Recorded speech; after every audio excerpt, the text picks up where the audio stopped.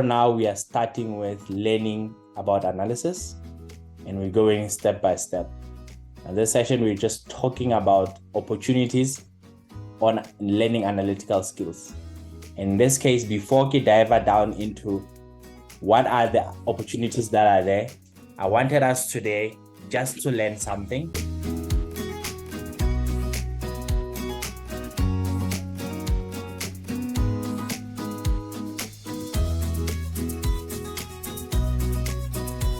First thing that we can do is to learn about AI. Okay, I'm not expecting us to be AI specialists. Nice part about AI, I don't know how many of us have started using ChatGPT or what you call the other one, Copilot. You'll realize that the nice part about AI is about simplification. So you don't have to be the guy out coding most of the time. But if you understand how it's been simplified, you might be able to become a user. But just like any social media platform, if you don't know the strategy of what's available in that platform, you will miss out on the opportunities that a social media is giving you. Other ones, the analytic filter, so that when you have a horrible photo, you can put on filters and it can fix your photo and it can look like Otsoko Studio, studio ready photos. Other ones, if you have high school friends that you want to connect with, they are good in that case. So every other, just like we've seen with the internet, it's all about simplification. AI, it's about simplification. But before Reada, just allow me the opportunity to just explain a little bit about AI. I'm assuming we know, but I just want us to get to a common definition of AI before we go on.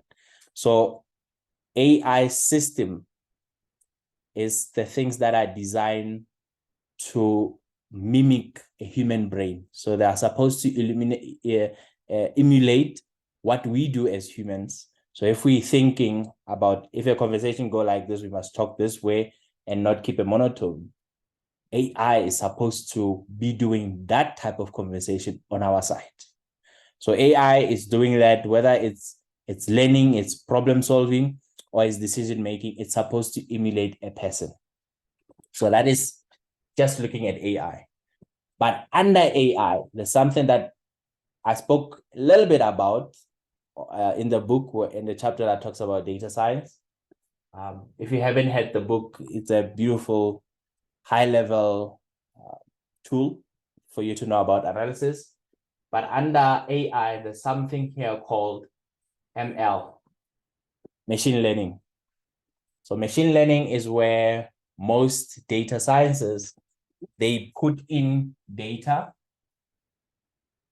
into a model and the data spit out and start doing predictive analysis, start doing forecasts for you.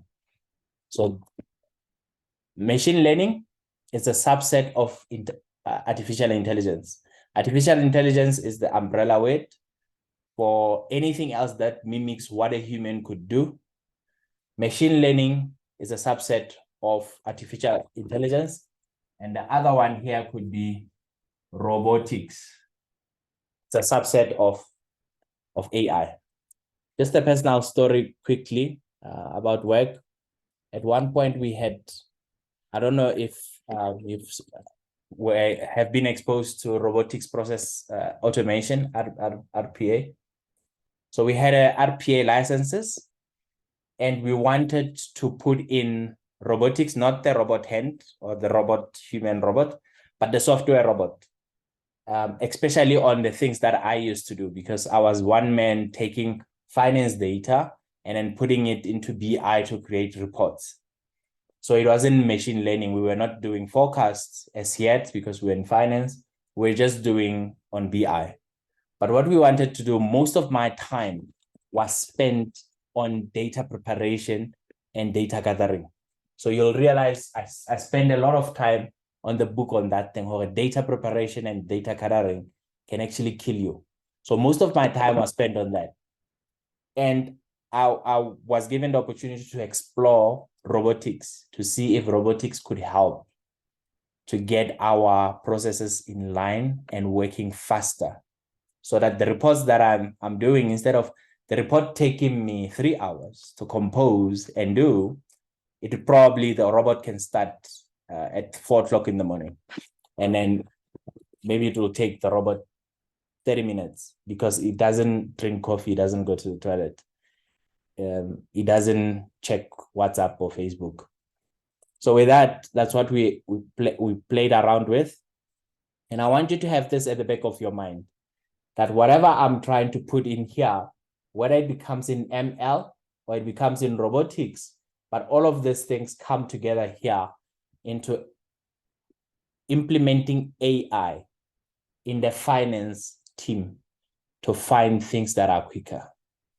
And I think right now you can already see the opportunity to say, if you know AI, if you know a little bit about AI, you can go to marketing, you can go to finance, you can go to even to law. You'll be able to help them get whatever they're supposed to get much faster. But the only problem is everybody else is learning about AI. So the opportunity that I'm showing here, it's a limited time opportunity. We know that when you're in UJ, when you're a UJ student, any UJ student is allowed to have a certificate in AI. So first year, you do a 6 months course in AI and you get a certificate. So if UJ's got 40,000 students a year, there's 40,000 people with AI certificates coming out. So hence why I say this opportunity that we're seeing in applying AI within different teams, it's actually a limited time space. And it's not just because people are crazy why they are teaching AI in this rate. It is because there is an actual need. Companies have found that there is an opportunity in us implementing AI in teams. Just on number one, just talking about on AI. I don't know if we're still clear. Kamkhelo, Teboho, are we still okay? Yes, we're still clear. Okay. So there are opportunities. Yes, still okay.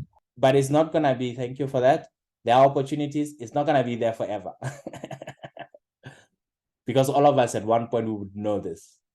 So remember what I'm advocating for, even when I wrote in the book, is using these technologies for our benefit as analysts.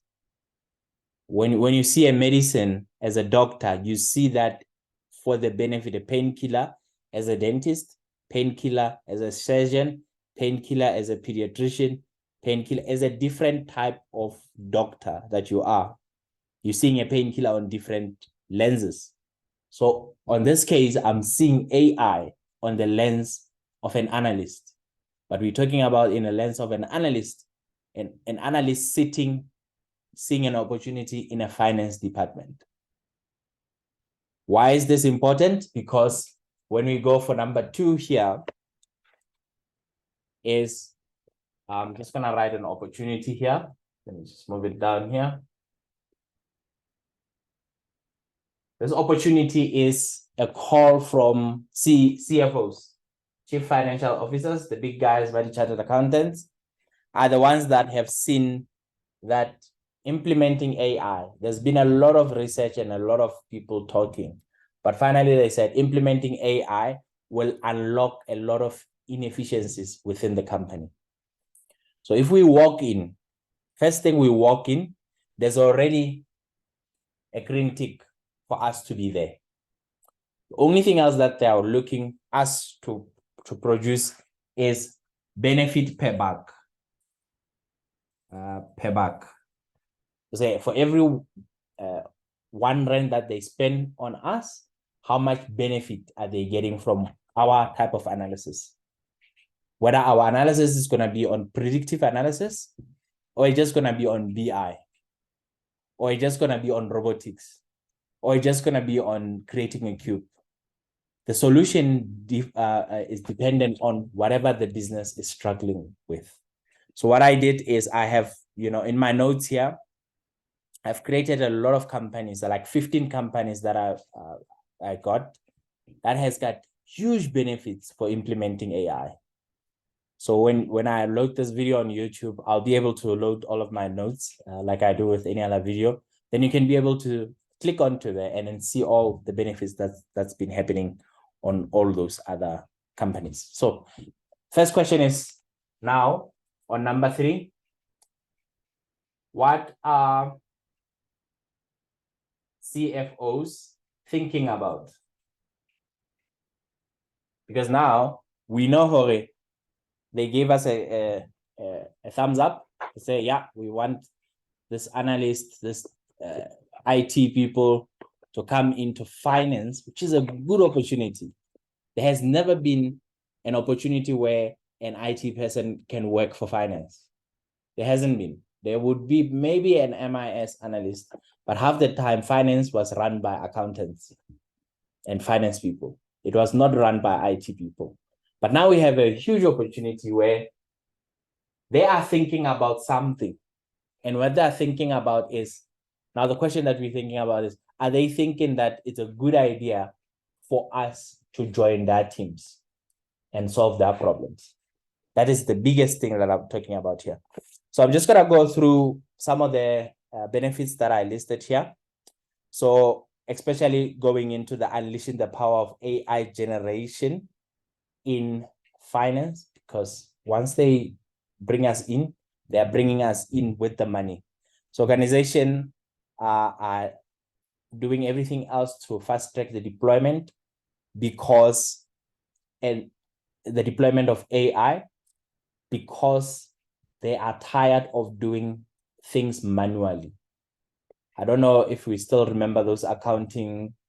I remember accounting from the T accounts from high school. So you would debit something and credit another one, and then later on you have to do reconciliation manually to say 200 is here, 200 is there, it's balancing 300. Can I tell you, Jorge, there are people in 2023 in big organization that does that. I used to be the guy who does reconciliation at one point and consolidation. So you sit there and you get a shock of how this high school accounting is still being used. So once robotics and AI go in, it will help them plenty to move from manual processes. And then at least the robot or the machine learning model, but in this case, most importantly, the RPA, robotics process automation software, would be able to move a lot of things from manual to at least have again, when they walk in into the morning, half of the things are already, done, reconciliated and done. And 72% of business leaders, by the CFO and big people in finance, they agree, Jorge, AI is definitely a business advantage. So if you're thinking about it, all the businesses in Sentin, 72% of them are saying we are looking for a person with the IT skill in there. So we don't always have to be part of the IT or the data team only. There are opportunities for us, people in finance, that are looking for an IT person to come join the finance team. So like I said, the only difference is, do you understand finance or accounting a little bit? Even if you do just a semester, you are better than most IT people that are very, very versed out into these things. According to another report, they are saying the finance AI deployment, they're expecting it to be ending this year at, I don't know if you can take a guess how much money they're willing to spend on finance deployment, but you know me, it's in the billions, and I'm just going to do it in dollars. So here it's looking at 97.3 billion in 2023 that they're planning to spend on finance automation. And this, in 2019, the same amount used to be sitting at 37.5 billion in 2019. So you can imagine how much finance teams are spending on software and people Sorry for that. I think the generator will kick in just now. Just apologies for that. But you can just imagine how much they are spending on making sure that there is enough people and there is enough resources to make sure that their processes are able to go on. So this is a benefit. I don't know about you guys. This is a benefit. And I wrote a lot of benefits here that, for you, they can be eye-opening. And I'll share all of these things for you. There's another thing that here that you must think about is rebranding.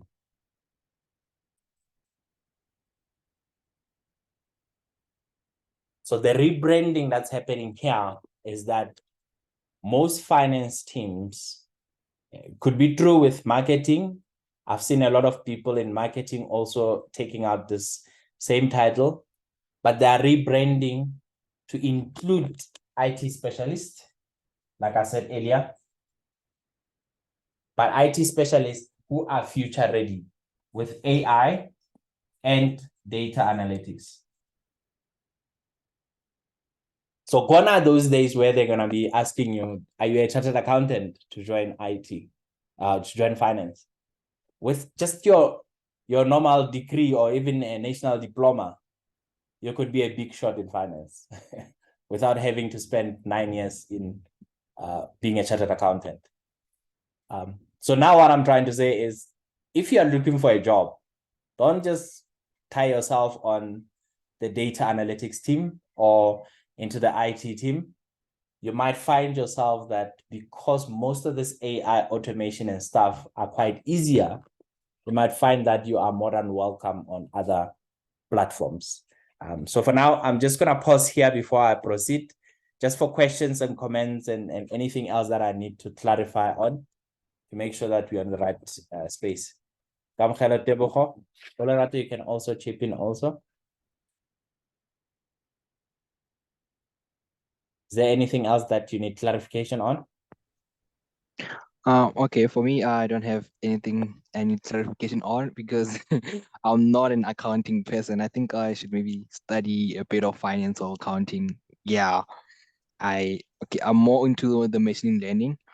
I like what you said about robotics, about it being automative, and I think there is a lot of opportunities in automating like tasks also. Yeah, because I've been also like learning how to automate things in Excel, and it's actually helpful. So whenever you're saying that there's a big opportunity even in finance, I can actually see it right now that people are actually doing a lot of things that can be automated. Happy.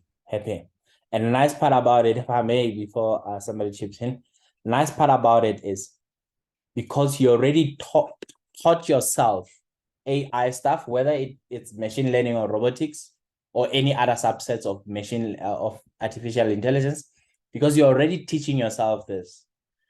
And even sometime I would even say VBA, that visual basic thing that we do on Excel. Yes, There's a lot of people who don't know that you can actually make macros and record the action and then press the yes, action, and then it does exactly what you do on a daily basis for you. that's true. That's People actually still true. don't know that, but you know about it, Kamkhelo. But the Yes. only thing else that I'm saying here is maybe you are exposing yourself to an audience that do not appreciate fully what you are capable of. That's true. I feel like sometimes like whenever I'm learning, I feel like okay, I'm learning these things, but I'm never gonna use them. So right now, being like seeing where they can be used and how they can be applied, it's actually interesting. Yeah. Thank you for that. I don't know if there's any other voice before I continue, or I'm just gonna post this notes, because there are, I mean, when you go into the website and you look at how much these businesses have transformed their finance teams by just like what we're talking about here. It's like a macro, because most of the robotics softwares, if you can record a macro, you can work on robotics software like Blue Prism, because Blue Prism is exactly like recording a macro. You just press record, but the only advantage is A macro work within Excel. Blue Prism work in the whole computer. So if your process has got go to one sheet and then VLOOKUP or copy and paste to sheet number 2, Blue Prism allows you to say, go into pictures, take this picture, paste it into the Excel workbook, go into Word, and then copy the picture in Excel and put it into Word, send it via Outlook. So that's the beauty of it. Is if you can understand macros within Excel, it's exactly the same thing, but in the whole computer, not just contained within a small application. So that's what I was saying. We were even, as part of our standard operating procedures, SOP, we were thinking about if we have 53 people within finance, let's say 5 of those are doing things that could be automated. We can actually have one license, one robotics license, and then one guy, in this case, it was supposed to be me, could actually sit with these people. We already started with the documentation to say, what do you do on a daily basis? And people have already told us what do they do to reconcile their journals, stuff like that, to make sure that they come to zero. We already did the documentation. The only next step was to run the program itself.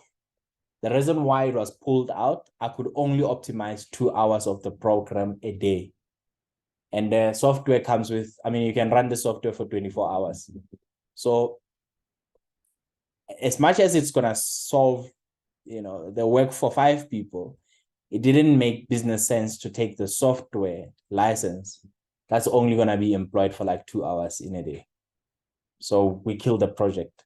But imagine if there was a benefit that it could be running for 8 hours, and the benefit, instead of hiring 7 more people at 1 million each, that's 7 million. Just one software, and just you can actually save the business 7 million by just you implementing this tool that you're thinking that you're learning for no reason. But it will come handy. Okay. I don't know if there's any other comment. I see we are also on time.